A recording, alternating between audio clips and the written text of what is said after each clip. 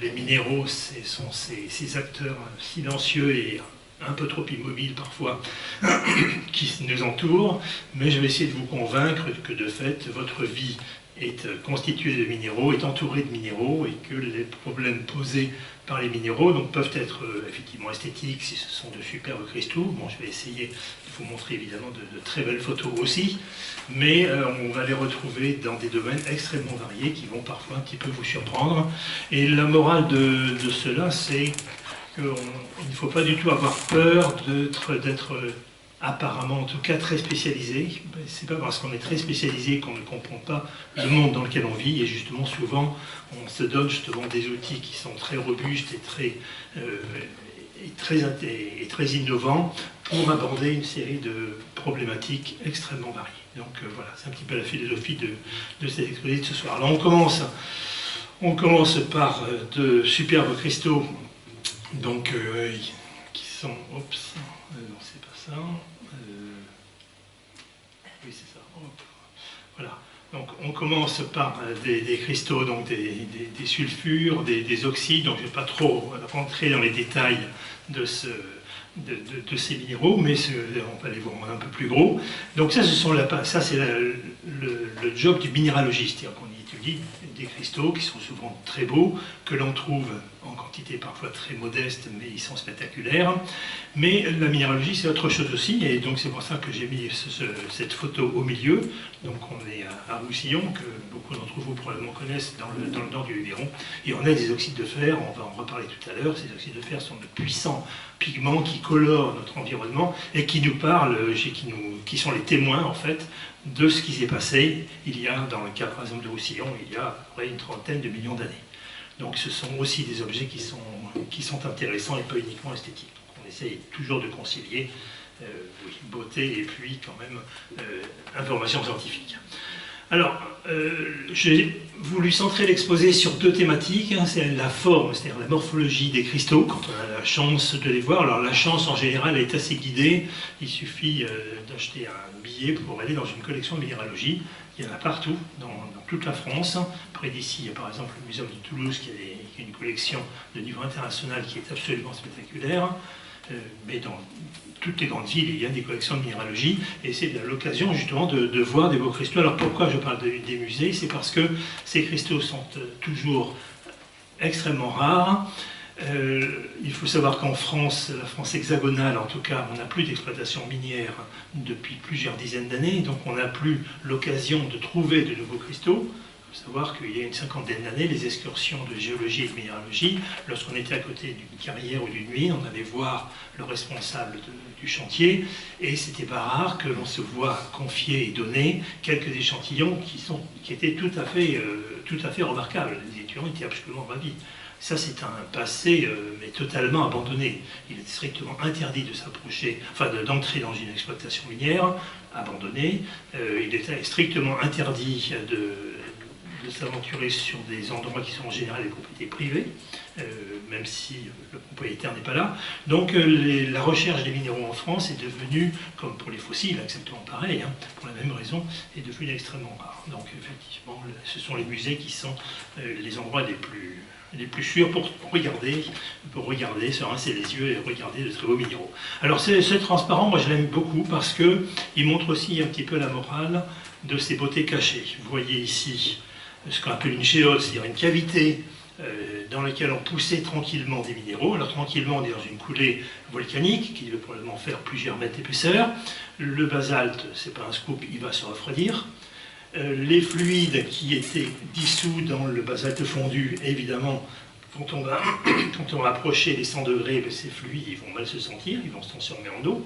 Et cette eau, eh bien, elle va effectivement venir remplir ces cavités donc, que l'on appelle des géodes. Voilà.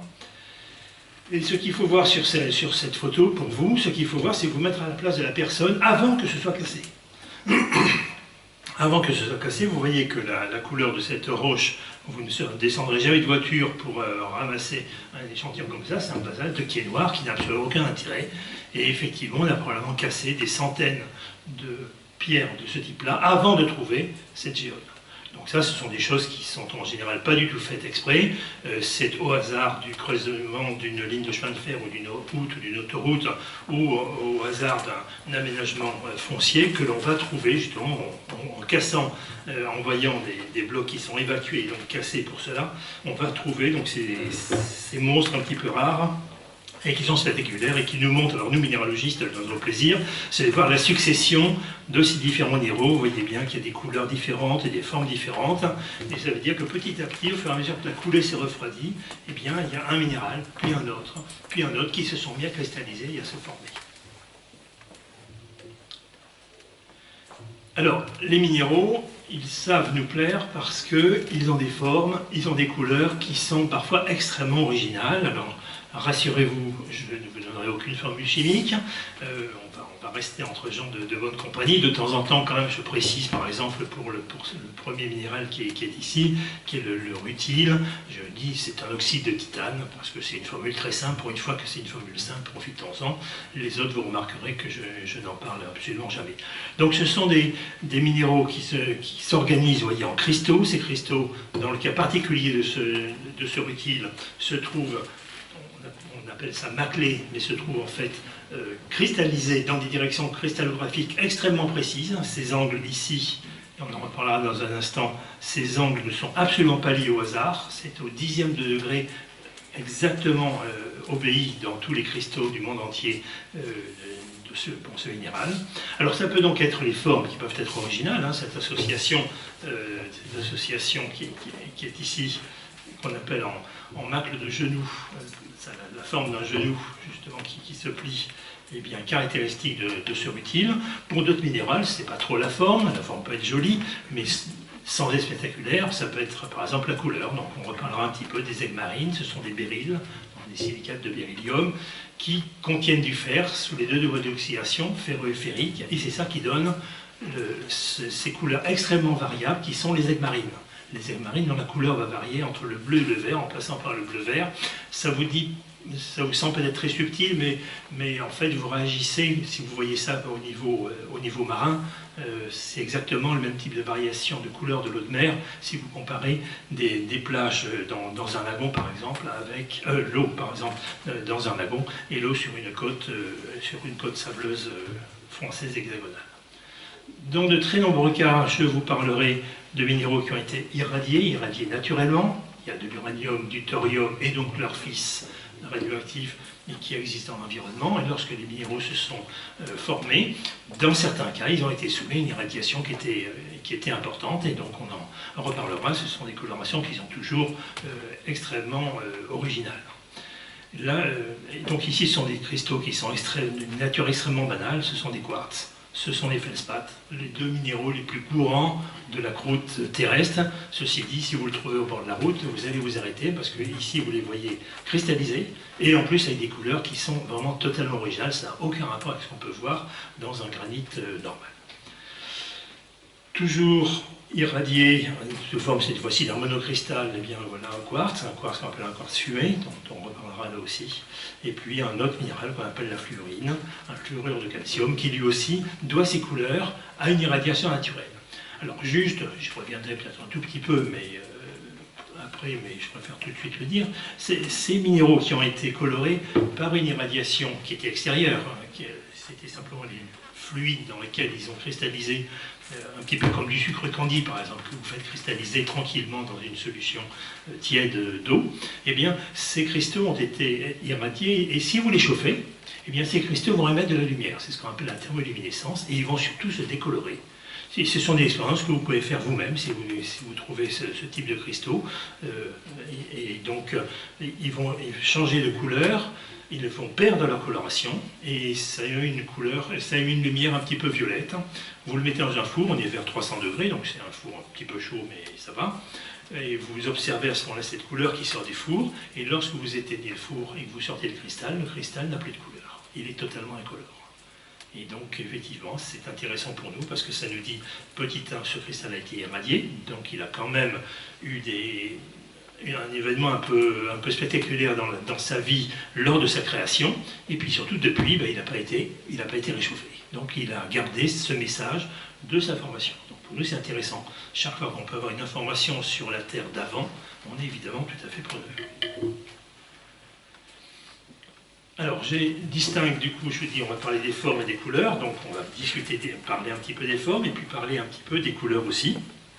Donc, le premier transparent sur lequel je voulais commenter, c'était celui-là. C'est un transparent que j'aime beaucoup, parce que c'est ce qu'on appelait autrefois, au XIXe siècle notamment, les trois ordres de la nature. On disait, effectivement, l'ensemble de notre environnement, l'ensemble du milieu dans lequel on se trouve, c'est en fait le lieu où coexistent les trois ordres de la nature, l'ordre minéral, l'ordre, je mets le minéral en premier, bon, l'ordre animal et l'ordre végétal. Et c'était les trois ordres qui faisaient, lorsqu'on les additionnait, ça faisait l'ensemble du monde qui nous environnait.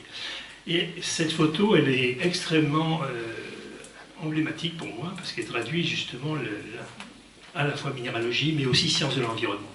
C'est une photo qui a été prise au microscope électronique à balayage, dans des conditions totalement classiques, c'était il y a 50 ans, et on y voit un acarien, que voici, donc ça c'est l'ordre animal. On est sur une feuille, donc ça c'est l'ordre végétal. Cette feuille elle est en bord d'autoroute, et à l'époque, il y a 50 ans, tous les carburants qu'on utilisait pour rouler contenaient du plomb. Donc évidemment, quand le carburant était brûlé, ça faisait du CO2, un peu plus maintenant qu'avant, ça faisait de l'eau, bon, ça c'est autre chose, ça fait pas de mal, et puis ça remettait dans l'atmosphère le plomb justement, le plomb tétraéthyle qu'on avait rajouté au carburant comme antidétonant, de façon à faire mieux rouler les véhicules. Ce plomb, il n'était pas perdu pour tout le monde, ce que l'on voit ici, c'est un superbe monocristal, alors il n'est pas très grand, hein, on est probablement au niveau de la centaine de microns, le dixième de millimètre, c'est du sulfate de plomb, PbSO4, c'est donc un minéral tout à fait banal, mais qui s'est formé donc dans les mois qui ont précédé cette photo, puisqu'on est sur une feuille d'un végétal, et donc c'est pour vous montrer la réalité justement de ce qu'on appelle la contamination. Il y a des fois, on envisage ça comme un concept un peu fumeux, un peu vague.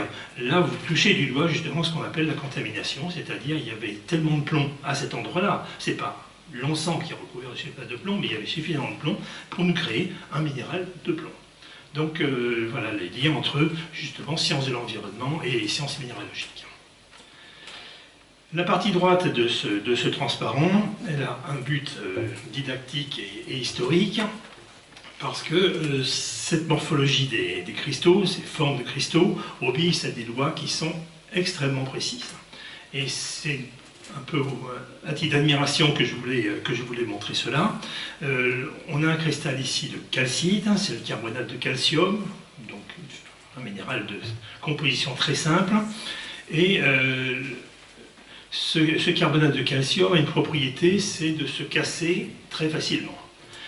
Alors, la minéralogie a son histoire, un petit peu comme la pomme de Newton. Donc nous, c'est pas la pomme de Newton, c'est la calcite de Haüy. Alors Haüy, c'était un abbé, l'abbé Haüy, qui vivait à la fin du XVIIIe siècle, au début du XIXe siècle.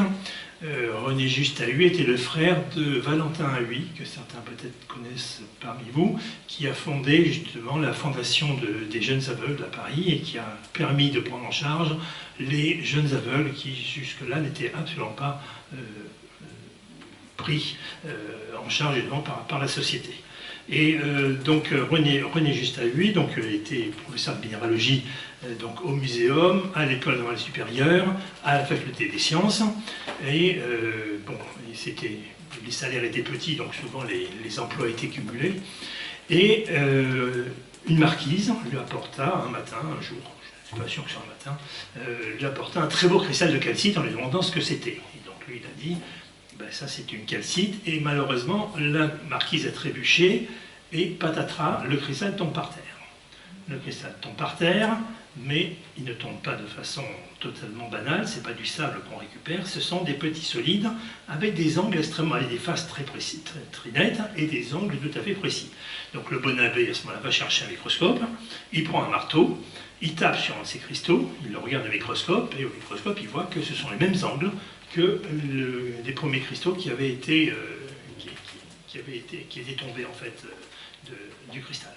Et donc, il a eu un concept qui était ce qu'il a appelé la molécule intégrante, qui voulait justement dire, il y a un solide, une partie de ce solide qui a une taille et surtout qui a une morphologie tout à fait bien définie. Donc ça correspond à ces petits, donc ces petits polyèdres que vous voyez ici, et qui contient comme message « je suis du carbonate de calcium ». Si je continue à casser cette petite entité, en fait, je vais séparer calcium et carbonate, donc je n'ai plus le même minéral. Donc il a eu cette préscience plus de 100 ans avant la découverte des rayons X et avant les premières visions qu'on a eues de la structure des minéraux.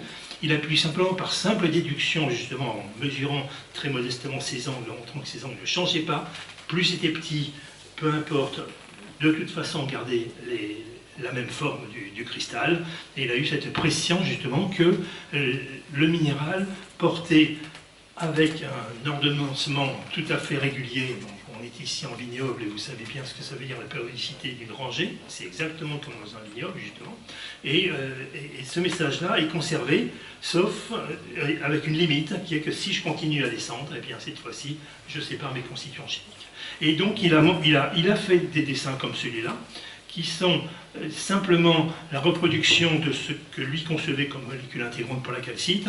Et ce que je veux montrer ici, c'est que la photo, finalement, elle n'est pas trop loin. C'est ce qu'on appelle une cristallisation de calcite en dents de cochon. C'est tout à fait similaire à ce qu'on observe dans la nature. Évidemment, dans les minéraux, on est au niveau du milliardième de mètre, hein, on est au niveau du nanomètre, donc c'est vraiment extrêmement petit. Donc lorsque vous regardez le minéral, pour vous, c'est lisse, donc vous dites où sont les atomes là-dedans. Évidemment, on ne les voit pas. Mais ce concept était vraiment très, très intéressant. Donc René Juste-à-Lui a été le premier professeur justement dans le laboratoire de minéralogie de ce qui était à ce moment-là la Sorbonne, qui était un des tout premiers enseignements de sciences qui a été monté par Napoléon Ier. En 1809, il a constitué l'université impériale. Parmi la dizaine de chaires qu'il y avait la chaire de minéralogie, et c'était à lui qu'il occupait. Alors, il y avait les formes, il en parlera aussi des couleurs. La deuxième partie concerne les couleurs. Ici, volontairement, j'ai choisi des matériaux qui sont naturels, mais qui ne montrent pas de forme de cristaux tout à fait spécifique. Je vous montre un objet absolument spectaculaire pour moi, qui est le bijou de la reine Néfertari, où on a effectivement la chance inouïe d'avoir en peinture et découverte dans la tombe le pectoral qui est donc, vous connaissez Horus, donc au niveau de l'or. Et puis on a deux types de minéraux. Donc il y a des minéraux qui sont verdâtres et des minéraux qui sont rose-orange. Et donc c'est le rose-orange, c'est de la cornaline, c'est-à-dire c'est du quartz qui contient un petit peu d'oxyde de fer qui est dissous dedans. On verra tout à l'heure, on verra pas mal les oxydes de fer un peu plus en détail parce que c'est vraiment des matériaux tout à fait spectaculaires. Et puis en verre, qui avait été choisi de façon, c'est pas une teinte complémentaire, mais on est un petit peu dans cette direction-là, c'est l'amazonite, et l'amazonite, on l'a vu il y a un instant. Hop, l'amazonite, eh bien je ne vous ai pas donné son nom, mais c'est ce feldspath vert qui est ici.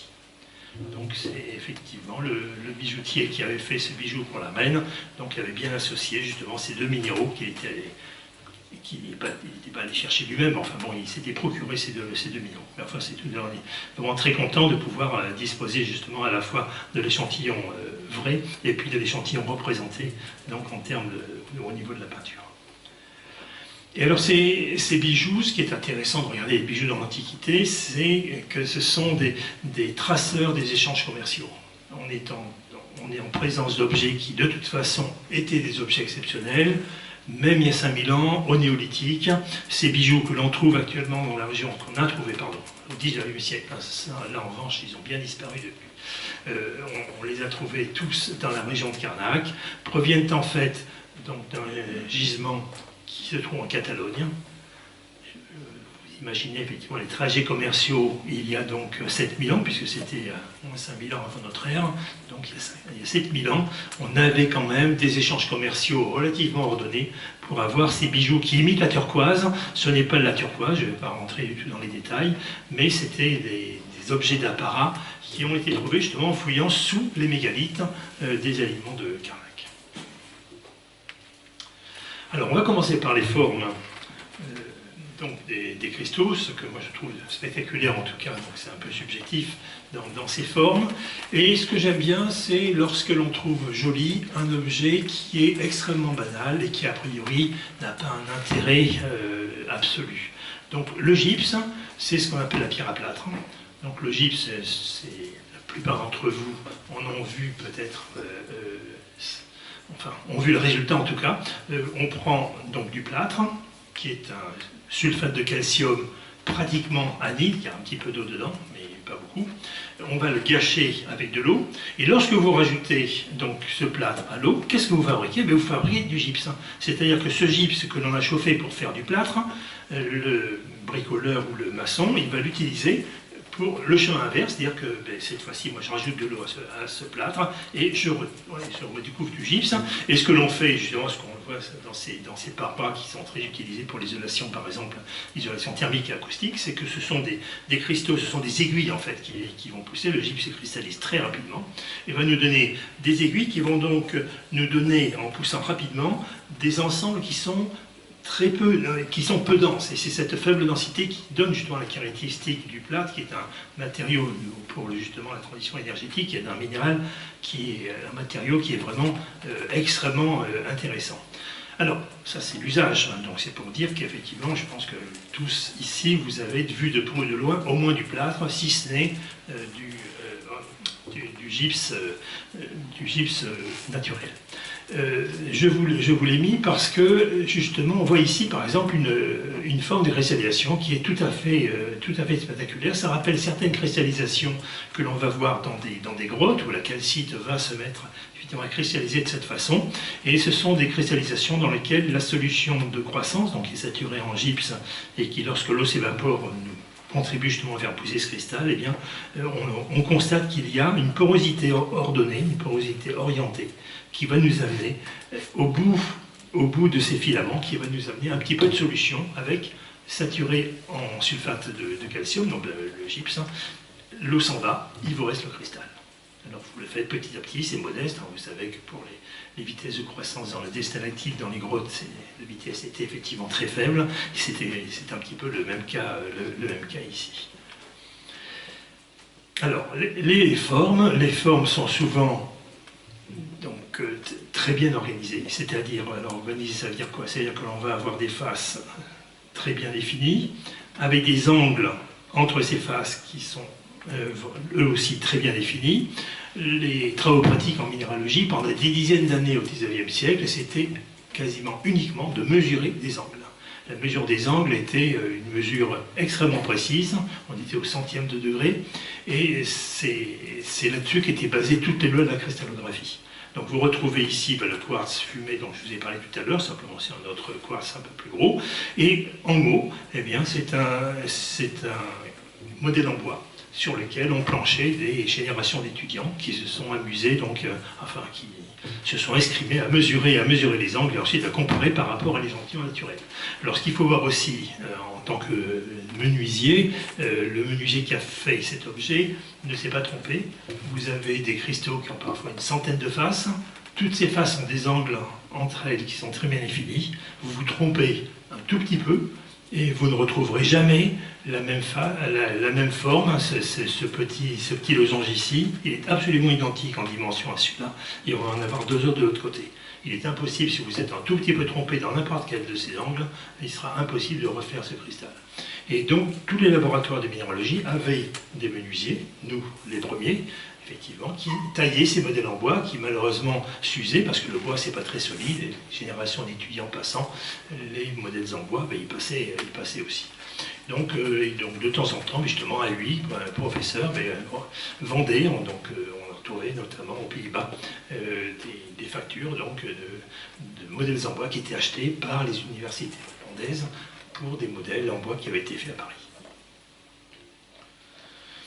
Alors, la structure que l'on voit, elle hérite, donc rassurez-vous, on va voir ça extrêmement simplement, elle hérite du fait que, comme tous les solides, les minéraux contiennent donc des atomes, et c'est l'organisation de ces atomes qui fait que l'on a, par exemple, quand on regarde des atomes de diamant, comme ici, On peut les empiler à 3 dimensions, c'est ce que l'on fait ici avec ce cube, et on obtient à ce moment-là un diamant si on a des distances qui sont relativement courtes.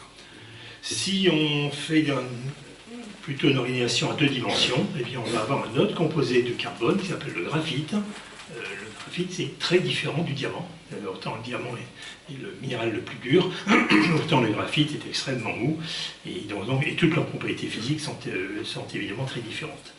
Les diamants sont des pierres précieuses que vous connaissez tous, évidemment, donc ça c'est l'Oppenheimer, donc juste je rafraîchis la mémoire, un carat, il faut 5 carats pour faire 1 gramme, donc vous voyez un petit peu le poids de ce superbe diamant, et les gros diamants ont en fait ensuite été taillés pour faire des pierres qui sont de beaucoup plus petite taille.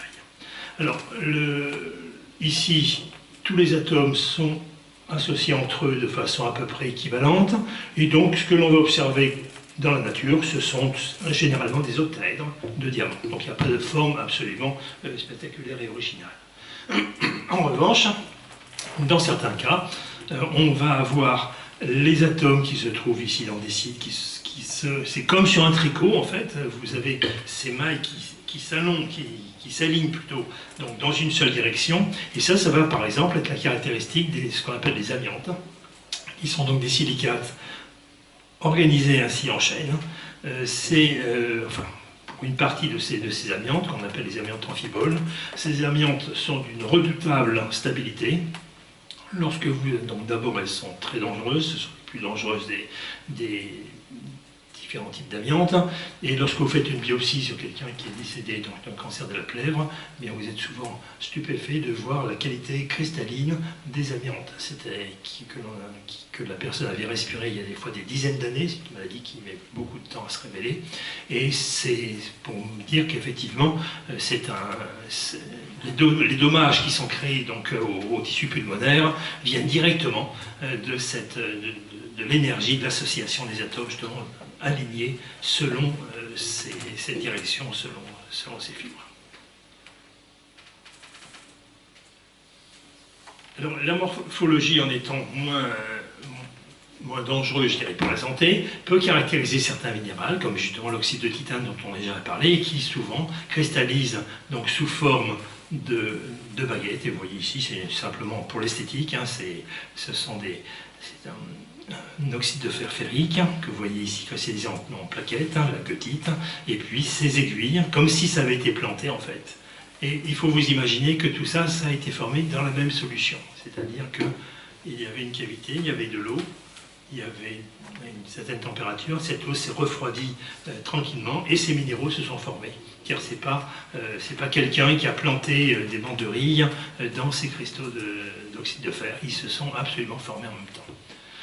Et à droite, eh bien, j'ai toujours ce rutile pour vraiment insister lourdement sur le fait que dans la nature, il cristallise très souvent en fibres, où ça ressemble parfois aux cheveux, et à droite d'ailleurs on appelle cette association de quartz et de rutile les cheveux de Vénus, puisque Vénus était paraît-il blonde, et que donc ça correspond à la couleur donc, de ces fameux cheveux de Vénus. Et lorsqu'on regarde de plus près, eh bien oui, on voit bien les aiguilles de rutile. Et ce que l'on voit ici, c'est aussi la couleur de ce rutile, c'est lié aux impuretés contenant du fer qui se trouvent contenues dans ce rutile. Ici quand même. Donc une petite histoire aussi associée à ça, c'est un petit conflit avec certains industriels italiens depuis quelques décennies. Le rutile, vous l'avez probablement tous utilisé si vous avez fait de la peinture, notamment de la peinture d'habitation, c'est un peu le blanc titane. C'est le blanc habituel pour les salles de bain, les cuisines, les couloirs, etc. Et ce blanc titane, c'est tout simplement l'oxyde de titane, tel que je vous ai dit au début. Dans la nature, on l'appelle rutile parce qu'il a une couleur rutilante, et il a une couleur rutilante parce qu'il y a des impuretés en faible concentration, mais il y a des impuretés de fer qui vont le colorer de façon extrêmement forte, ce qui fait qu'aucun client ne voudra une peinture qui donne cette coloration-là. Ce que l'on veut, c'est un blanc. Et ensuite, à ce blanc, on va rajouter des pigments pour faire n'importe quelle couleur.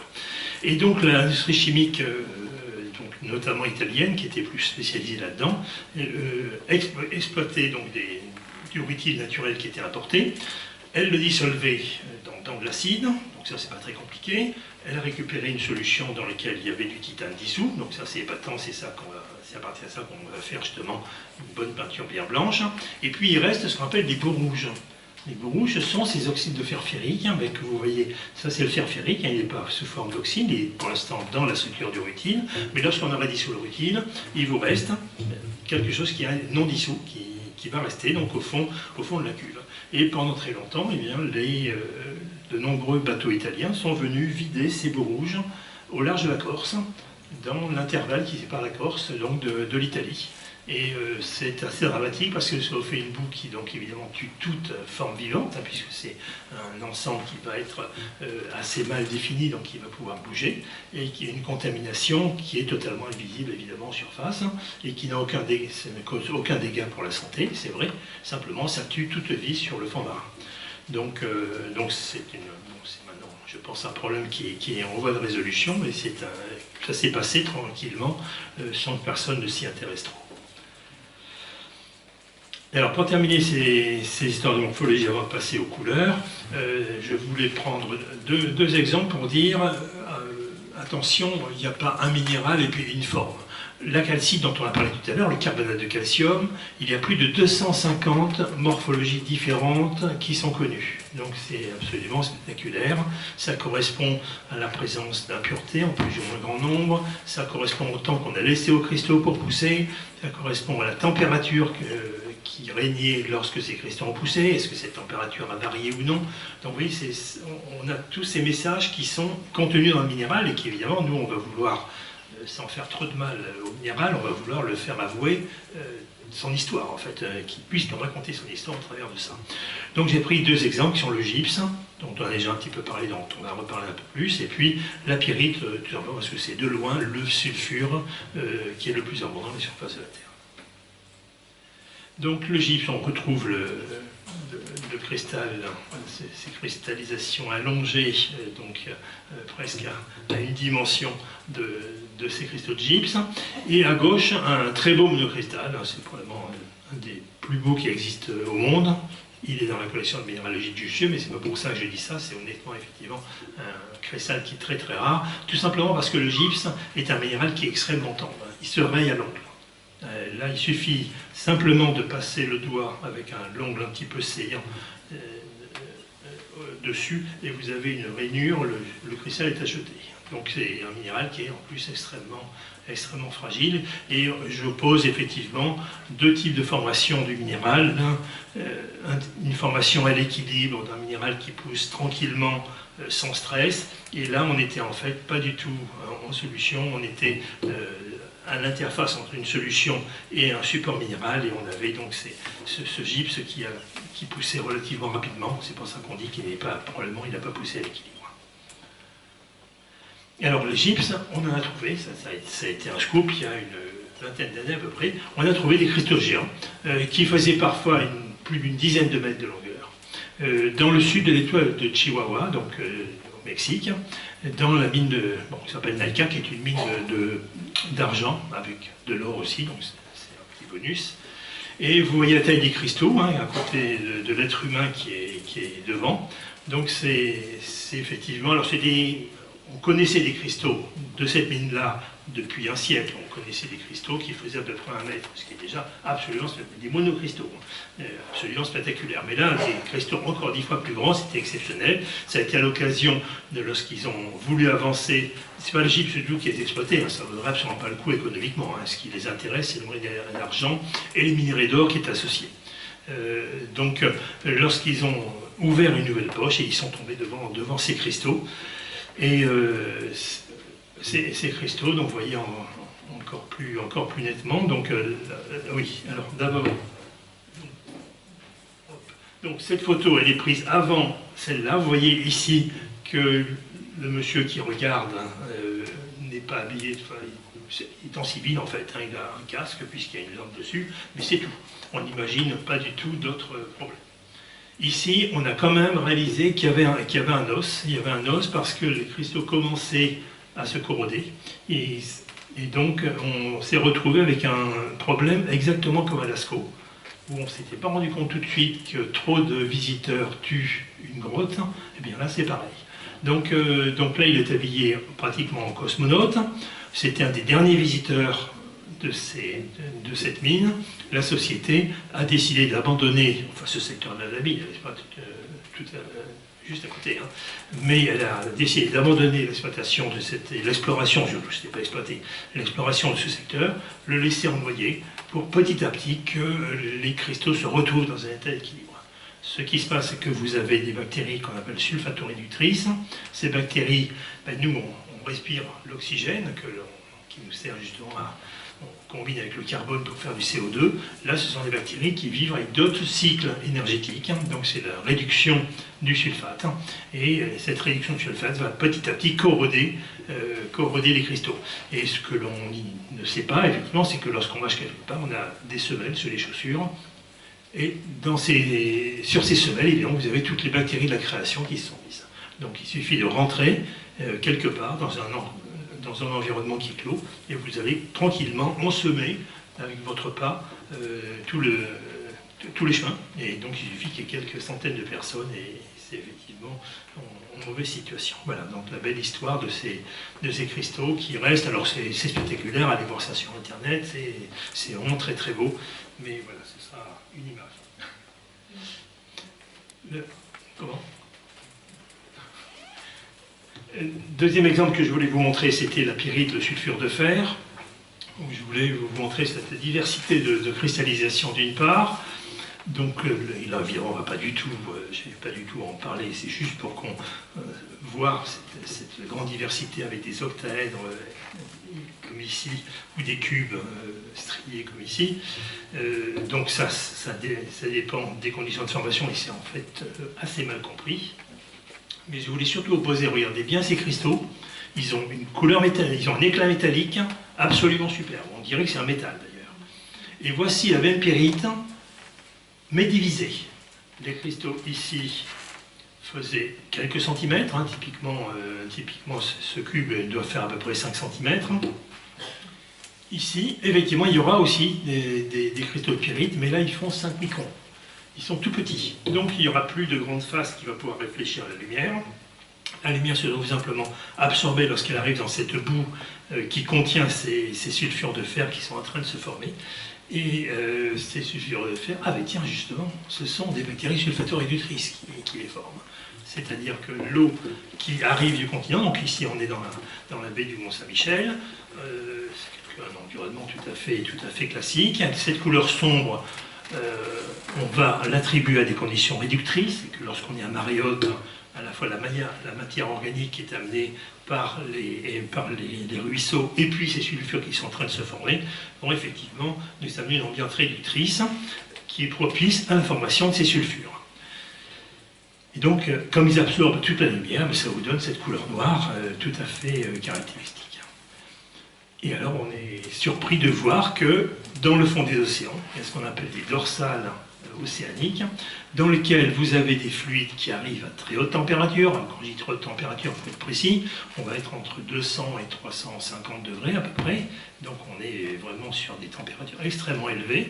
Et vous avez probablement tous suivi, ça a vraiment défrayé la chronique il y a quelques décennies, mais encore maintenant, parce qu'on a des formes de vie développées sans oxygène. C'est-à-dire qu'on a des individus qui ont développé des formes de vie, on n'a plus besoin d'oxygène, et ça a beaucoup intéressé les scientifiques parce que c'est comme ça que s'est développée la vie sur Terre. On a de l'oxygène, on en profite, mais c'est relativement récent. Il y a à peu près la moitié de la vie de la Terre qui était sans oxygène. Et pourtant, il y avait de la vie, et avec une vie différenciée. Donc ce sont des environnements qui sont extrêmement précieux donc au niveau scientifique, comme connaissance au niveau scientifique. Et vous voyez ici, c'est ça, ces fumées noires, c'est pour ça qu'on les appelle des fumeurs noirs, c'est la pyrite, tout simplement. Cette pyrite, elle se forme. Vous avez un fluide qui arrive, qui est donc sous pression, parce que vous avez vos 5 km d'eau au-dessus, qui est maintenu un petit peu sous pression, donc qui arrive vers 300 degrés, disons, et qui rentre en contact avec un choc frontal avec l'eau océanique. Vous êtes à peu près à 0 degré, donc au niveau du plancher océanique. Donc vous n'avez pas le temps, la pyrite n'a pas le temps de se former, elle a juste le temps de faire des cristaux de la taille de l'ordre du micron, d'où cette couleur noire. Effectivement, tous les photons sont absorbés, toute la lumière est absorbée. Voilà, donc c'était le premier message, c'était sur les formes. Donc ces formes qui sont les morphologies, mais qui sont aussi la taille. Vous avez vu la très grande importance de la taille sur les propriétés de ces minéraux. Alors, les couleurs, on va maintenant voir de toutes les couleurs pour essayer de voir justement cette grande diversité. Alors, je commence, là aussi, on va rester sur l'aspect bio, parce que les décennies passant, on se rend compte de plus en plus de l'importance de l'activité biologique pour former des minéraux. Par exemple, c'est notre corps, hein, c'est les dents, les os, les guérisons des fractures. C'est non-stop que de toute façon le corps synthétise des minéraux. Alors, il y a des fois où c'est dramatique, comme pour les accidents cardiaques. Il y a des fois où c'est ennuyeux, comme par exemple pour les calculs, quel que soit l'endroit où ils sont. Mais voilà, donc on va avoir partout dans la nature l'intervention, dans les premières dizaines de mètres en tout cas, de cette activité biologique. Ces cristaux qui peuvent être de grande taille, c'est des phosphates de fer que l'on trouve notamment au Gabon, se trouvent dans des mares fermées, en ambiance réductrice en fait.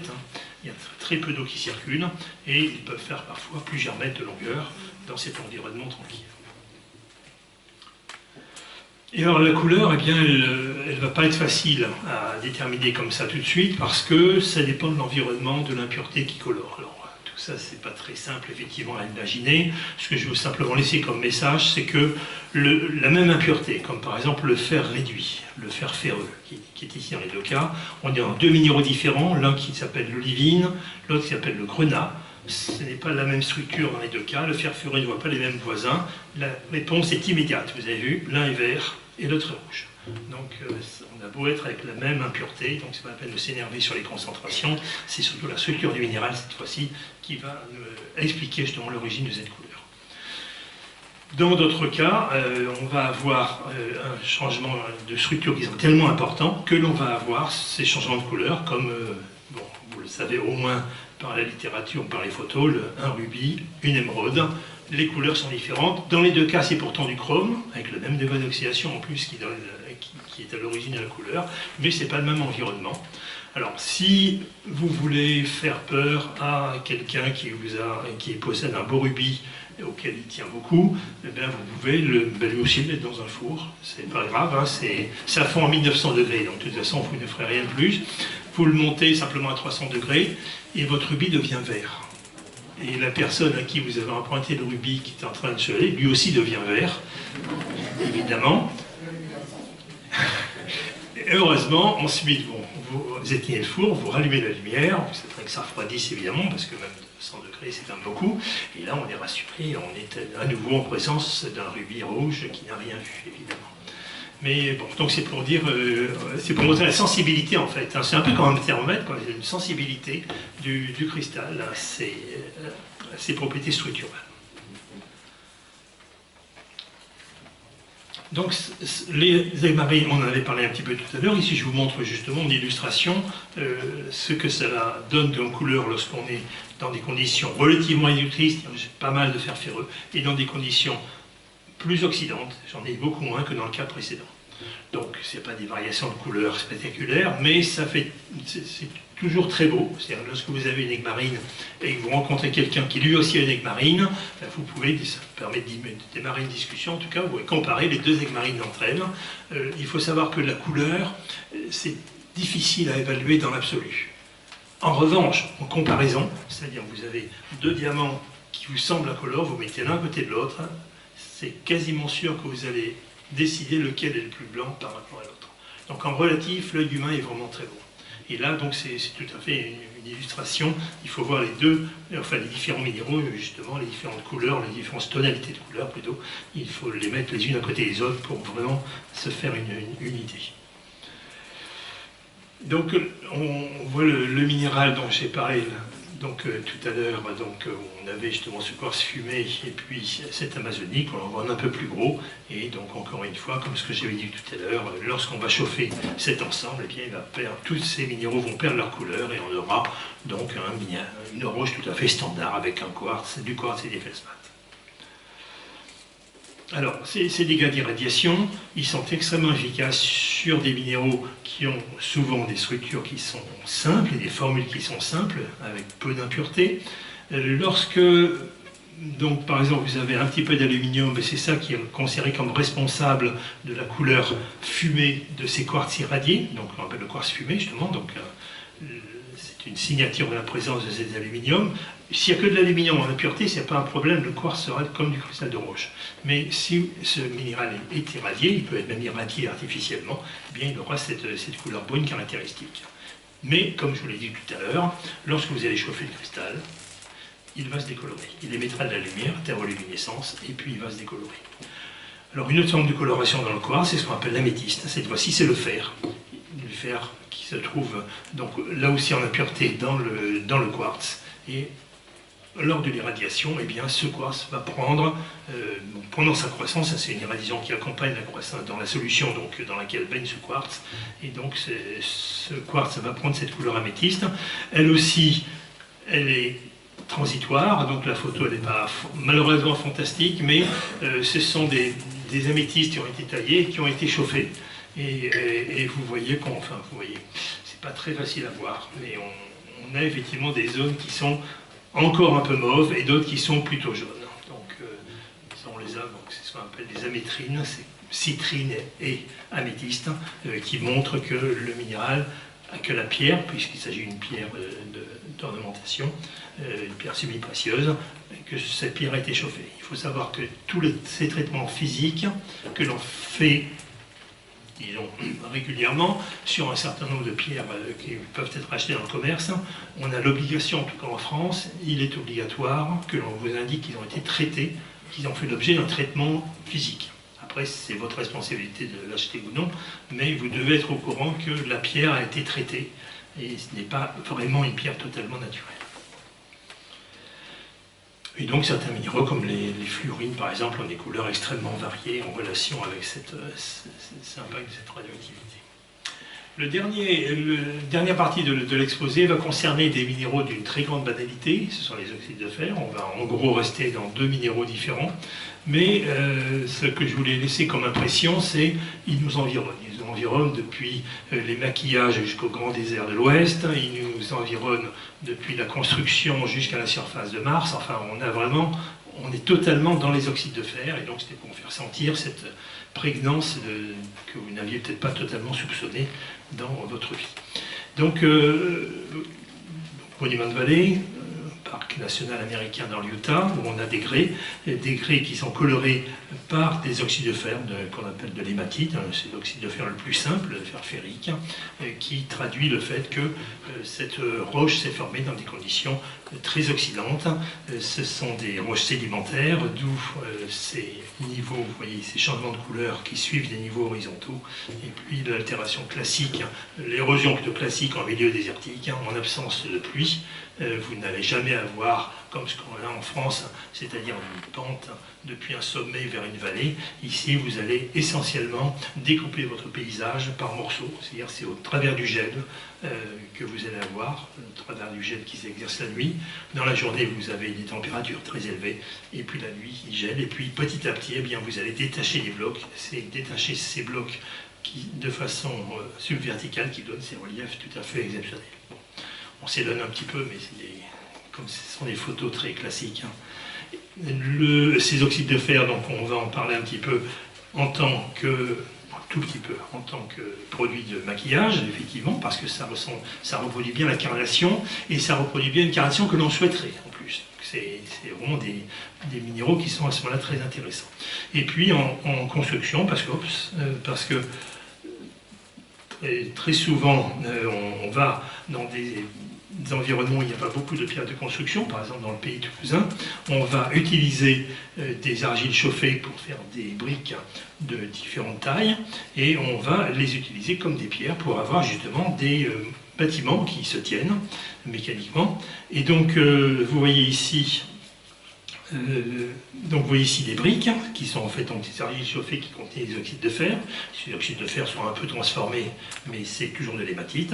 Et en angle, il y a ce qu'on appelle le grand appareil. Hein. Donc ça c'est le petit appareil, ce sont les petites briques qui font les murs. Et le grand appareil qui fait les pierres d'angle. Ces pierres d'angle, ce sont en fait des grès. Tout à fait similaires, à peu près similaires, en tout cas ce que l'on a ici, dans ces grès, dans ces grès de Monument de Vallée. Alors, lorsqu'on prend un peu de recul, c'est-à-dire on voit ça depuis une lunette astronomique ou depuis un satellite, on se rend compte que les planètes du système solaire sont extrêmement contrastées. Alors, il n'y a pratiquement pas de ces planètes, mais quand même un tout petit peu.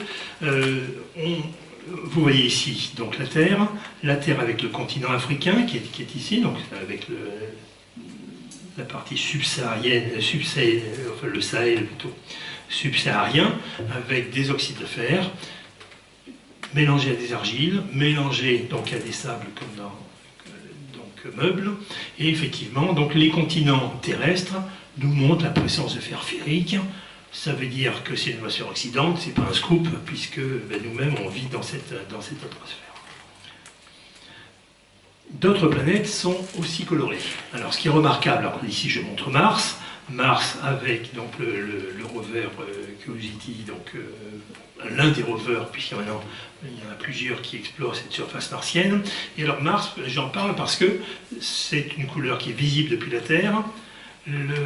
La planète rouge était décrite telle qu'elle par les Romains déjà, pourtant ils n'avaient pas de lunettes astronomiques, ils le voyaient simplement à la différence de couleur. Et c'était pourtant bien attribué à Mars, le dieu de la guerre. Donc cette coloration est vraiment tout à fait spectaculaire, même pour les esprits qui n'étaient pas a priori avertis. En revanche, lorsque vous regardez la Lune, vous n'avez aucune coloration. On a simplement des parties de la Lune qui sont noires, donc liées à du fer réduit, et puis d'autres qui sont très claires et qui vont justement contenir beaucoup moins de fer et vont donc diffuser la lumière du soleil, donc c'est ce qu'on appelle donc les mers et les vallées. Comment on fait pour retirer le petit zoom là? Comment est-ce qu'on fait pour retirer le zoom?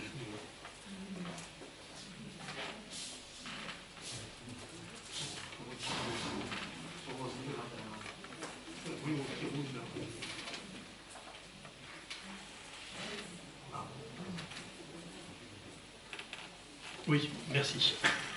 C'était un peu... Voilà, donc c'est pas une généralité effectivement que l'on soit oxydé, je dirais même c'est plutôt une exception. C'est-à-dire qu'il y a très peu d'oxygène dans le système solaire. Lorsque la Terre s'est formée, elle s'est formée en l'absence d'oxygène. Et donc sur les 5 milliards d'années, il y a à la louche 2,5 milliards d'années qui ont été passées, que la Terre a passé sans dioxygène présent dans l'atmosphère. Donc cette présence d'oxygène est quelque chose qui est extrêmement intéressant. Et vous suivez tous probablement de temps en temps les progrès des missions martiennes, justement, qui cherchent notamment les traces de vie qui traduiraient le fait que Mars a effectivement eu une vie qui s'est développée et qui aurait pu justement accélérer l'altération qui donne cette couleur rouge à la surface de Mars. Alors, première présentation, les oxydes de fer naturels. Ces oxydes de fer, on les exploite d'abord pour obtenir du fer. Donc là, ce sont les plus grandes mines de fer qui existent au monde. Ce sont des empires qui existent. Et je dirais qu'il y a un énorme producteur qui est l'Australie, un énorme acheteur qui s'appelle la Chine, et qui ont construit, donc vous avez des trains, comme par exemple celui-là, vous avez des trains qui font plusieurs kilomètres de long, on est obligé de mettre des locomotives à des niveaux intermédiaires pour ne pas que ça tire trop au niveau du poids. Ce sont des sociétés qui possèdent leur propre société, leur propre compagnie ferroviaire, leur propre compagnie maritime, leurs propres traders qui vont négocier les minéraux et les minerais, pardon. Et donc on est vraiment devant des empires. Donc ces oxydes de fer ne sont plus exploités en France, à cause justement de la concurrence avec des géants de cette taille-là. C'était avant des mines qui étaient en Lorraine, et ça a été une catastrophe dont la Lorraine ne s'est toujours pas remise. On est encore 50 ans après devant un énorme problème de survie en termes économiques, et c'est pareil au niveau de la Ruhr, et c'est pareil au niveau de la Wallonie chez les Belges. Alors, pour revenir à des choses que l'on a vues au début, eh bien, ces oxydes de fer, par exemple l'hématite, qui est l'oxyde de fer, Fe2O3, elle peut se trouver soit sous forme de monocristaux. Alors, sous forme de monocristaux, ben, tiens, elle fait un peu comme la pyrite. On a des grands cristaux qui ont des faces très planes, noires, avec un éclat métallique, et qui sont tellement efficaces comme miroir qu'ils étaient utilisés pour cela par les Étrusques, parce qu'il n'y avait pas d'argent en termes de métal, hein, pas en termes de monnaie. Ils n'avaient pas d'argent pour faire de vrais miroirs. Et donc ils utilisaient ces monocristaux que l'on trouve notamment dans l'île d'Elbe, qui faisaient parfois plus de 10 cm de diamètre, ils s'en servaient comme miroir. Alors en revanche, le même oxyde de fer, donc vous voyez donc ces cristaux noirs brillants, le même oxyde de fer, ça va vous donner ça. C'est lorsqu'il est en cristaux qui sont divisés la taille de quelques dizaines de microns par exemple, hein, et donc ça va être un colorant dans ce cas-là extrêmement puissant. Alors si vous prenez ce très beau cristal et que vous le broyez, évidemment vous demandez l'autorisation parce que ça peut fâcher le propriétaire, et vous allez obtenir justement une poudre très colorée comme celle-là.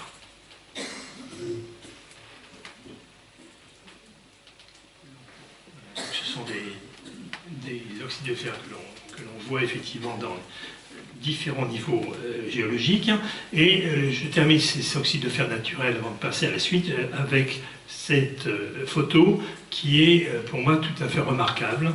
C'est un monocristal de magnétite qui est un oxyde de fer en partie réduit, en partie oxydé, qui s'appelle magnétite parce que justement elle a comme propriété d'avoir un moment magnétique. Donc si vous la mettez sur l'eau, sur un liège par exemple, et sur l'eau, elle va s'orienter dans le champ magnétique terrestre. Et bien ça, c'est effectivement une boussole chinoise qui date donc, qui est de plus de 2000 ans, et que le capitaine du bateau possédait, donc possédait dans sa pièce, et qui lui donnait justement la possibilité de guider le bateau, même s'il faisait nuit, même si vous étiez dans le brouillard, un moment où les Occidentaux, lorsqu'ils étaient en mer, eh bien, ne s'orientaient qu'avec les étoiles. Donc évidemment, si c'est le jour, il n'y a plus d'étoiles, s'il y a du brouillard, c'est pas facile non plus.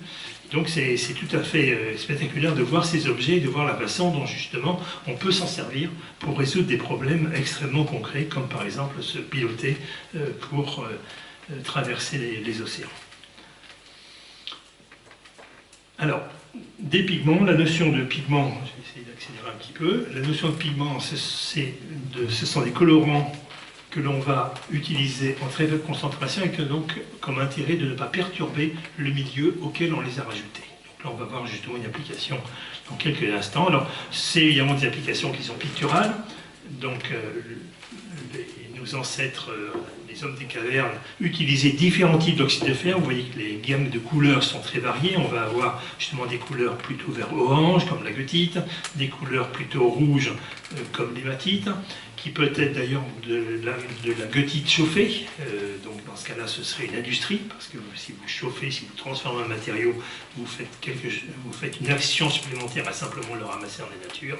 Et donc ça vous donne donc cette grande variation de coloration, donc liée donc à ces propriétés de ces deux oxydes de fer. Et donc par exemple cette peinture de Cézanne, donc les joueurs de cartes, ce qu'il faut savoir c'est qu'elle n'est faite que avec des oxydes de fer. Donc ça perd, bon évidemment, il manque peut-être quelques couleurs, mais c'est remarquable de pouvoir jouer à ce point-là justement sur la diversité de ces oxydes de fer pour faire de tels tableaux.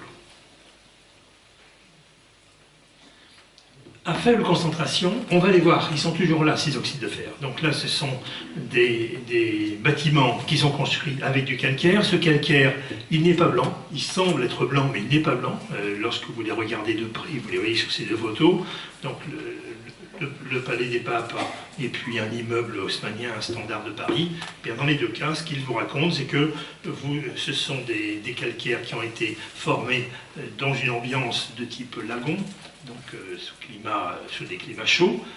Donc effectivement, le corail va former du calcaire, mais ce calcaire, a priori, il est blanc.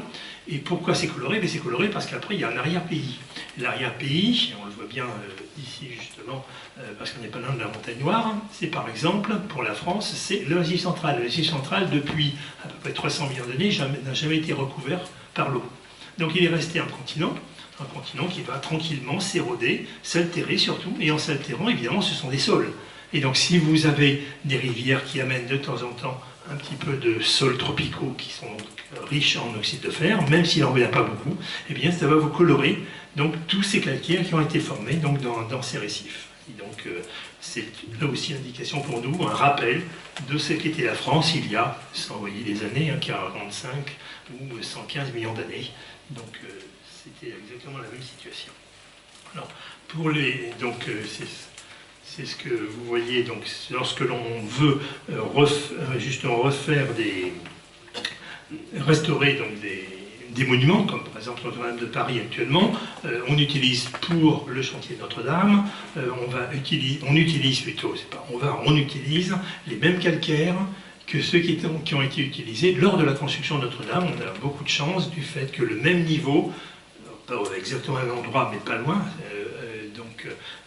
est exploité. Alors, au Moyen-Âge, pourquoi ces calcaires avaient été exploités? C'est tout simplement parce que vous étiez au bord de l'Oise, il suffisait de faire descendre les blocs, et après vous aviez donc une voie maritime, une voie fluviale qui vous permettait de transporter ces blocs par des chalands, et que Notre-Dame étant elle aussi juste au milieu de la Seine, donc c'était pas très difficile de l'amener. Et donc les sociétés qui exploitent souvent ces calcaires à des fins ornementales, à des fins donc, de restauration monumentale, ont des méthodes très très originales pour découper. Ici vous avez à peu près 20 mètres de hauteur, c'est absolument spectaculaire à voir, parce que c'est extrêmement précis comme découpe sur ces falaises, qui sont donc les calcaires utilisés pour les restaurations des monuments historiques. Alors les monuments historiques, juste une petite remarque en passant, la difficulté c'est qu'il n'y a pas un seul calcaire pour les faire. Il vous faut un calcaire, le calcaire qui est en base de monument doit être un calcaire avec des propriétés mécaniques excellentes, parce que vous tenez tout le monument, vous tenez 30 à 40 mètres de calcaire dessus. Donc c'est pas du tout le même calcaire que vous allez utiliser ensuite, par exemple, pour isoler de l'humidité votre bâtiment. C'est un autre type de calcaire. Vous allez ensuite avoir besoin de sculptures très fines. Pour ça, vous allez utiliser encore un autre type de calcaire qui sera très mauvais au niveau mécanique, donc il est hors de question de s'en servir pour assurer le monument, mais qui en revanche va vous donner des sculptures de très grande qualité. Donc c'est pas simplement je prends un calcaire dans un catalogue et puis avec ça je fais une restauration, c'est beaucoup plus compliqué. Et là, ici, donc on n'est pas sur Notre-Dame, on est sur la cathédrale d'Auxerre, on est sur des dates qui sont à peu près équivalentes, et vous voyez ces couleurs, eh bien ce sont des provenances différentes. Ce sont des calcaires, certains viennent d'Île-de-France, ont été achetés sur le marché à Ivry par exemple, on est au XIIe siècle, hein. Donc, et ensuite ont été ramenés à Auxerre, là aussi par voie fluviale. Et vous voyez, donc ces diversités de couleurs, ce sont les diversités de provenance. J'avance un petit peu. Et j'avance un petit peu pour justement illustrer quelque chose que j'ai déjà dit, c'est-à-dire que c'est souvent par comparaison que vous allez voir des différences. Vous voyez ici sur un chantier de restauration, mais un peu rapide, qui a été fait donc, dans la vallée du Nil. Vous voyez que la reproduction ne correspond pas du tout en termes de faciès et de couleur, ne correspond pas du tout à l'original. Alors, les couleurs servent à façonner notre apparence. Effectivement, derrière ça, ce sont donc tout ce qui va être fond de teint et tout ce qui va permettre d'accommoder et de façonner, comme j'ai dit, façonner l'apparence. Alors, on va avoir ce qu'il faut développer lorsque vous avez un pigment qui vous semble intéressant. Il faut évidemment une autorisation de mise sur le marché, et donc il faut avoir des matériaux qui aient été acceptés ou qui sont acceptés. Donc les oxydes de fer pour ça sont utilisés depuis la nuit des temps, donc on n'a pas de problème pour les utiliser. Et donc on reste en général sur quelques oxydes de fer en nombre très très limité. Simplement on va jouer sur la morphologie, sur la taille, sur le mélange, et ça va vous permettre justement d'avoir des expressions colorées qui sont extrêmement variées. Et donc c'est ça qui va faire que très classiquement, donc le producteur de pigments pour maquillage va avoir 600 à 700 expressions de carnation, donc je dirais de façon relativement classique. Donc ça permet effectivement des évolutions extrêmement intéressantes. Alors là, je vais peut-être avancer un petit peu, parce que c'est très joli. Alors là, ce que je voulais dire à propos de cette photo, donc qui sont les granites roses et granites gris, c'est que on dit granit rose, mais en fait, il y a très peu de. Donc d'abord, ce qui est rose. Oui, ce qui est rose, c'est le feldspath, donc qui est ici, ce sont ces cristaux qui sont contenus dans le granit. Et en plus, il y a très peu de fer. Vous allez avoir 1 ou 2% de fer dans ces feldspaths, qui eux-mêmes ne font que 10% du granit. Donc vous voyez que la quantité de minéraux qui vont apporter cette coloration, elle est extrêmement limitée, et pourtant, on va l'appeler la cote de granit rose, et on va l'opposer avec, par exemple, les granit du Sidov que vous connaissez pas très loin d'ici. Et puis dans les aspects spectaculaires, eh bien, c'est par exemple les oxydes de fer dans l'environnement. Donc on est en Amazone, une vue satellitaire de l'Amazone. Là c'est le Rio Solimões. Là c'est le Rio Negro, même si vous n'avez pas fait de portugais, vous doutez que ça veut dire rivière noire. Et la confluence des deux à Manaus, ça donne l'Amazone, donc le plus grand fleuve du monde. Et la différence entre les deux, ça c'est aussi, si vous avez un peu de temps à regarder sur Internet, c'est absolument spectaculaire, c'est-à-dire que les deux rivières allant à la même vitesse, avec un flux qui est laminaire et non turbulent, vous allez avoir pendant plusieurs dizaines de kilomètres cette cohabitation entre des eaux qui proviennent de l'érosion des Andes, et vous voyez la couleur du Rio Solimões qui est ici, et qui est ici, donc qui contient justement en suspension des oxydes, enfin des minéraux avec des oxydes de fer, et puis au contraire les eaux riches en matière organique de ce Rio Negro qui est ici, et qui vont cohabiter, et petit à petit ils vont se mélanger, mais c'est vraiment extrêmement progressif. Et alors, ces deux transparents-là, c'était pour vous rappeler que le sable est blond, le sable n'est pas blanc, en tout cas dans la France hexagonale. Ce n'est pas le cas lorsque on a des sables venant de carbonate de calcium, comme ce que vous allez avoir aux Antilles ou en Nouvelle-Calédonie.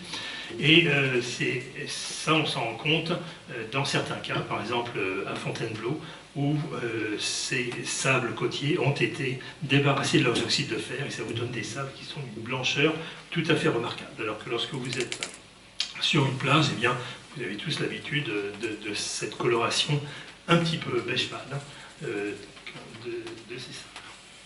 Voilà. Donc je termine, ça c'était le labo il y a donc 70 ans déjà.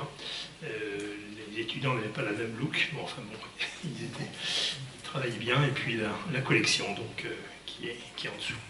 Voilà, je vous remercie de votre attention, j'ai été, je pense, un petit peu long. Bon.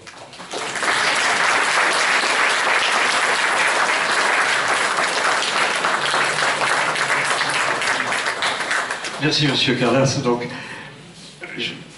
ces cristaux que vous avez montrés, superbes, est-ce qu'ils sont encore en formation? Est-ce qu'il y a encore des... Et dans quels endroits donc, Ah oui, il y a des cristaux en formation, oui. Oui. Il y a, alors, ce sont dans des zones qui ne sont pas accessibles à l'œil, c'est ça le problème. Ouais. Je vous ai dit tout à l'heure, le massif central n'a jamais été recouvert par un océan. Donc du coup, le massif central est altéré et érodé. Et ce que l'on voit maintenant dans le massif central, lorsqu'on se promène dans le massif central, ce sont des massifs, par exemple, comme le Ciboure, qui vont avoir en gros 350 millions d'années, et surtout qui se sont formés à, pour le granit, on va dire à la louche, 5 km de profondeur. Donc on a enlevé, en 350 millions d'années, on a enlevé 5 km. Donc ce que l'on voit en fait, c'est ce qui était à 5 km de profondeur quand le massif central s'est formé. Donc là où se forment les minéraux, c'est évidemment là où on va avoir de l'énergie, donc là où donc on a plusieurs kilomètres, plusieurs dizaines de kilomètres de roches, sachant qu'avec le drainage géothermique, il va falloir effectivement attendre peut-être une centaine de kilomètres avant d'être dans ces zones-là. Donc à l'œil nu, on ne les verra pas. À l'œil nu, vous allez voir ce que j'ai montré tout à l'heure, par exemple au niveau du gypse, au niveau de la calcite, donc des minéraux qui peuvent se former à température ambiante et qui effectivement, là on va pouvoir les observer, mais on n'aura pas des cristaux qui sont de taille spectaculaire. Mais lorsque vous faites du plâtre, par exemple, chez vous, vous voyez, le plâtre se forme devant vous. Le gypse, pardon, se forme devant vous par le plâtre. Oui, vous avez dit que les cristaux se formaient relativement rapidement avec le refroidissement et la disparition de l'eau, mais dans la réalité, quand on voit les cristaux que vous nous avez montrés, ce sont des cristaux qui sont formés en plusieurs siècles, en plusieurs millénaires, pas comme le gypse. Oui. Et donc, oui, ça c'est la première question que je voulais poser. Et la deuxième, c'est est-ce que, comme vous savez comment se sont formés dans la nature ces minéraux, est-ce qu'on essaye, je sais que pour le diamant on le fait, est-ce qu'on essaye de refaire des pierres précieuses qui ne sont pas des pierres précieuses? Bien sûr, alors bon, pour la première question, elle est très difficile. On ne sait pas répondre. On ne sait pas répondre sur le temps que peut mettre un minéral, ça varie beaucoup entre les minéraux, et les méthodes sont quasiment inexistantes. Donc là, on ne sait pas trop. Alors pour les imitations, pour faire des pierres synthétiques, ça fait très longtemps qu'effectivement il y a ces essais. On retombe un peu sur la même question, sur votre première question, c'est-à-dire savoir faire une émeraude synthétique, ça n'y a aucun problème. Simplement qu'elle va être petite, elle sera pleine de défauts, et personne n'en voudra. Donc comment faire une émeraude qui a une taille confortable, sans défaut, tout à fait présentable, c'est tout à fait autre chose. Donc le diamant a l'énorme avantage d'être avec uniquement du carbone. Ce n'est malheureusement pas le cas des autres minéraux. Alors après, le rubis et le saphir, en revanche, sont relativement simples à imiter parce que c'est juste de l'alumine, de l'oxyde d'aluminium avec une impureté. Ça fait longtemps qu'on a effectivement synthétisé ces minéraux. Et donc là, évidemment, on a l'obligation de dire qu'ils sont synthétiques. Je voudrais savoir, pour un néophyte, comment fait-on pour reconnaître une pierre? Par exemple, l'émeraude, j'aime beaucoup. Comment je peux faire pour savoir si elle est fausse, enfin, si c'est reconstitué ou si c'est quelque chose de naturel? Voilà. Est-ce qu'il y a une... Oui, alors, ce n'est effectivement pas simple. Hein. Oui. Non, c'est qu'il faut un instrument. C'est-à-dire que comment dire, une vraie émeraude, donc avec la composition chimique et au quart de poil comme une émeraude naturelle, enfin, faire une vraie émeraude, c'est pas très compliqué.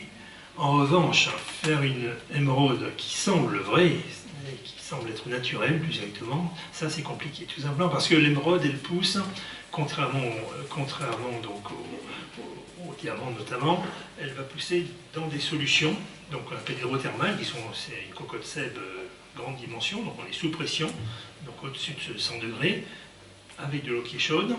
Et donc de temps en temps, le cristal d'émeraude, quand il pousse, il oublie, ou c'est parce qu'il y a quelque chose qui s'est collé un petit peu à la surface, sur une petite surface, il y a la croissance qui va être bloquée de temps en temps sur une petite partie de la surface du minéral. Pendant ce temps-là, le reste de la structure continue à pousser, et ça va petit à petit se refermer, et vous allez piéger ce qu'on appelle les engluants fluides. Vous allez piéger un petit peu de solution dans le minéral qui pousse. Et donc le travail de l'expert, lorsqu'on va lui amener une émeraude d'une certaine qualité, d'un certain prix pour évaluer, donc il va voir tout de suite, il aura quelques tests immédiats pour bien dire c'est bien une émeraude, mais maintenant pour savoir si c'est naturel ou synthétique, il va regarder avec un microscope pour voir si justement il observe ce que l'on observe toujours dans les émeraudes, c'est ce qu'on appelle le jardin de l'émeraude, c'est-à-dire ces incluants fluides qui traduisent le fait que le minéral a poussé dans des fluides sous pression. Et ce sont des incluants fluides avec parfois des petites caractéristiques, des petits cristaux qui sont très intéressants pour nous au niveau recherche, mais qui en plus sont une preuve de l'identification du minéral. Donc ça c'est la façon la plus sereine de pouvoir être sûr de ça. Je voulais juste savoir s'il y avait d'autres utilisations, peut-être industrielles, enfin, autres que la beauté de la pierre. Enfin, est-ce que les pierres sont utilisées à des fins, je sais pas, industrielles? Oui, c'est-à-dire après, alors, comment dire, on n'aime pas trop le terme pierre parce que pour nous il y a les minéraux et il y a les roches. Les roches sont constituées de minéraux, les pierres c'est un nom beaucoup plus vague. Alors d'abord ce sont tous les minerais. Vous entendez beaucoup parler actuellement, justement les terres rares, l'uranium, le lithium, etc. Donc ce sont les minéraux qui viennent emporter ces métaux tout à fait spéciaux. Donc et ça devient de plus en plus une compétition économique majeure. Ça va être pour nous le problème du nickel de Nouvelle-Calédonie et de l'avenir du caillou va de toute façon être posé de façon internationale parce qu'il y a beaucoup d'intérêts en jeu de la part de pays qui sont beaucoup plus gros que la France. On va assister à de très grands chahuts à cause de l'intérêt stratégique des métaux qui sont contenus dedans. Donc je dirais oui déjà en tant que ressource pour les métaux. Ensuite vous avez les minéraux industriels qui ont des utilisations extrêmement variées, donc ça peut être de la pharmacie par exemple, mais il y a beaucoup d'autres utilisations de ces minéraux. Juste une illustration très simple, c'est le papier. Alors évidemment on en consomme beaucoup moins qu'avant, mais il faut savoir que le papier c'est pas uniquement de la cellulose, il suffit pour vous en convaincre, vous prenez une feuille de papier et vous la brûlez. Et vous prenez du coton hydrophile et vous le brûlez, et vous comparez les deux. Le coton hydrophile, une fois qu'il a brûlé, vous n'avez plus rien. C'était de la cellulose, elle a brûlé, ça donnait du CO2 et H2O. Le papier, voilà, il laisse descendre à cause de ce que vous avez mis en volume. Si vous faites du dessin, par exemple, quand on vous vend une feuille de dessin en grammage, on vous parle de grammage, et le grammage, c'est justement la densité que va avoir votre feuille de dessin, c'est-à-dire les argiles, les feldspaths, la calcite, tous ces minéraux qu'on va mettre pour donner un papier qui va être plus ou moins souple. Et puis ensuite, vous allez évidemment vouloir écrire, sauf si vous en restez au niveau du buvard, mais sinon vous allez vouloir écrire, et donc pour ça, vous allez coucher de la kaolinite, donc des argiles sous forme d'hexagone très très plat, à la surface de votre feuille. Donc voilà, c'est juste pour dire quelque chose d'une grande banalité, comme une feuille de papier. Vous voyez, je vous le décris comme un objet qui est technologiquement compliqué, et il est compliqué. Et il faut savoir que ces kaolins que l'on met en surface en décoration, la France n'en produit pas. On produit plein de kaolins dont on sert pour faire des porcelaines, on fait plein de choses avec, mais on apporte 100% du kaolin papier. Alors, c'est pas grave, on va s'en sortir, mais bon, voilà, là aussi c'est un point faible. Donc il y a beaucoup d'usages.